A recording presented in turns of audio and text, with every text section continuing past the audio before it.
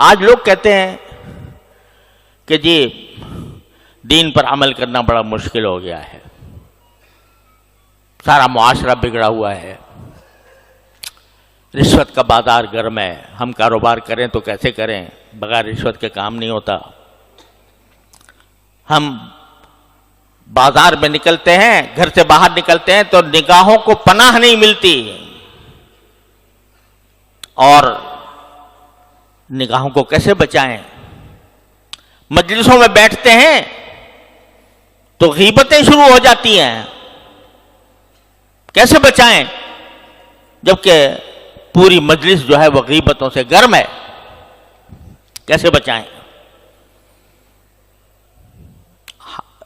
تقاضا ہوتا ہے نماز باجماعت کا، اور ہم ایسے ماحول میں رہ رہے ہیں جہاں کسی کو فکر نہیں ہے، تو ہمارے دل میں بھی رکاوٹیں پیدا ہو جاتی ہیں۔ غرض سارا ماحول ایسا بگڑا ہوا ہے کہ اس میں ایک تنہا آدمی کیسے اس طوفان کا مقابلہ کرے؟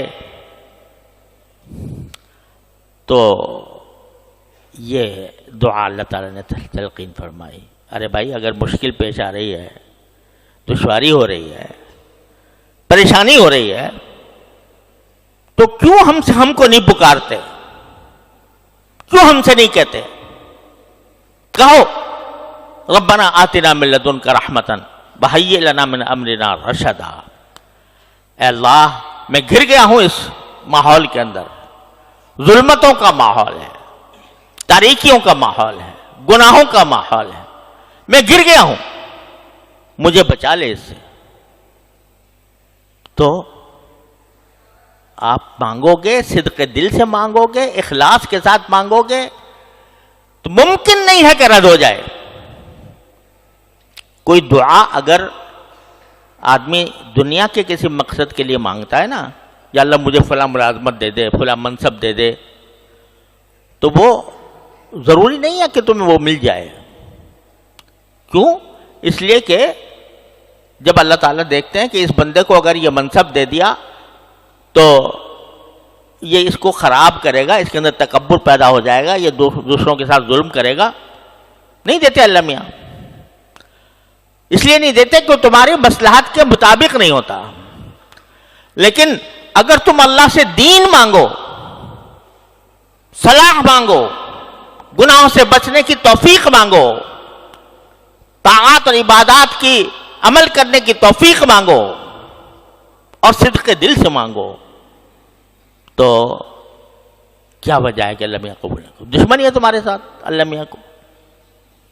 تو اس لیے یہ سبق دیا جا رہا ہے کہ جس طرح وہ گر گئے تھے دقیانوس کی سلطنت میں، کفر و شرک میں گر گئے تھے، موت سامنے کھڑی ہوئی تھی، لیکن انہیں ہمیں پکارا، ہم نے ان کو اس طرح معجزانہ انداز میں اس ظلم و ستم سے بچا لیا۔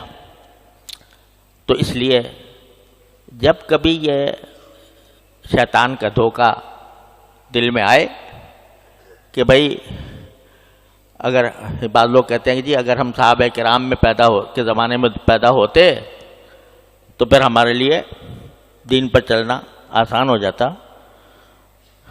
لیکن ہم تو ایسے 21ویں صدی میں پیدا ہوئے ہیں جہاں ہر طرف ظلمتیں بکھری ہوئی ہیں، تو کیسے دنیا سے لڑائی مول لیں؟ تو ہمارے حضرت والا فرمایا کرتے تھے، اللہ تعالیٰ ان کے درجات بلند فرمائے، کہ ذرا تصور کرو کہ میدان حشر سجا ہوا ہے اور اس میں اللہ تبارک و تعالیٰ کے سامنے تم پیش ہوئے ہو، تم سے سوال ہو رہا ہے کہ تم نے دین کے فلاں حکم پر کیوں نہیں عمل کیا تھا، فلاں گناہ کا کیوں ارتکاب کیا تھا؟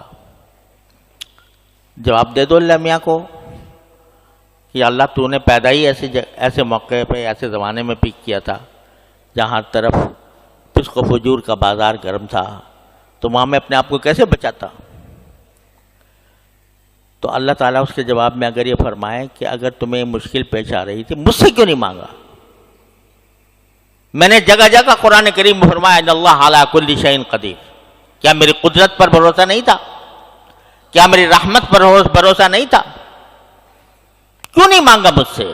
اخلاص کے ساتھ کیوں نہیں مانگا؟ کوئی جواب ہوگا؟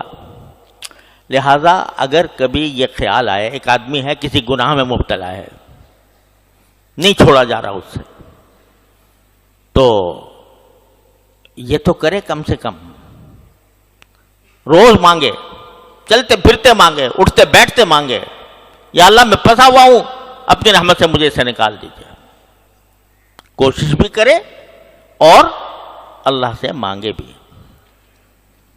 دیکھو ان حضرات نے یہ نہیں کیا کہ وہیں بیٹھے رہتے اسی ماحول کے اندر اور ماحول میں بیٹھ کر مانگتے اللہ میاں سے کہ مجھے نکال دے ان میں سے۔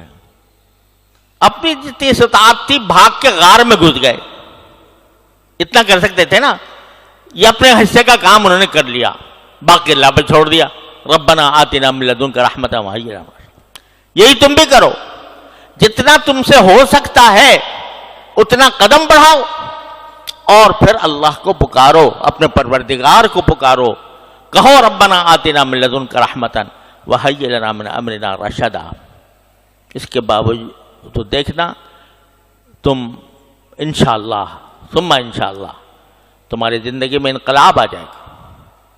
اور اگر بالفرض نہ آیا، جبکہ تم نے کوشش بھی جاری رکھی تھی اور اللہ سے مانگتے بھی رہے تھے، تو کم از کم اللہ میاں کے سامنے یہ کہنے کو تو ہوگا کہ اللہ ہم نے تو مانگا تھا آپ سے، ہم نے کوشش بھی کی تھی، مانگا بھی تھا۔